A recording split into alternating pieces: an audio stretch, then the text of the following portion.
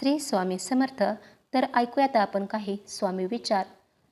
मनात भीती जन्मते पण श्रद्धा आत्म्यात जन्मते.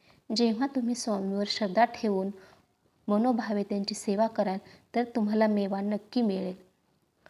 संकट आले म्हणून मार्ग संपत नाही. कुठून ना कुठून काहीतरी मार्ग हा निघतो, पण प्रयत्न सातत्य करत राहायला पाहिजे. आळस हा गरीब माणसाचा सर्वात मोठा शत्रू आहे. आळसाने काही मिळणार नाही आणि अधोगतीला जावं लागतं. नुसतं कर्म न करता नशिबाला दोष देऊ नका. नशीब काही करत नाही, तुमचं कर्मच सर्व काही करते. इतरांना हरवण्यापेक्षा स्वतःला घडवणे मोठे असते. इतरांना हरवत नसला तर स्वतःवर तुमचं दुर्लक्ष होईल आणि स्वतःचा तुम्ही ऱ्हास करून घ्याल. स्वतःला एका अधोगतीकडे तुम्ही घेऊन जाल. त्याच्यामुळे इतरांचा विचार करण्यापेक्षा, इतरांना हरवण्यापेक्षा, स्वतःची एनर्जी त्यात वेस्ट करण्यापेक्षा स्वतःला घडवणे सर्वात मोठे असते.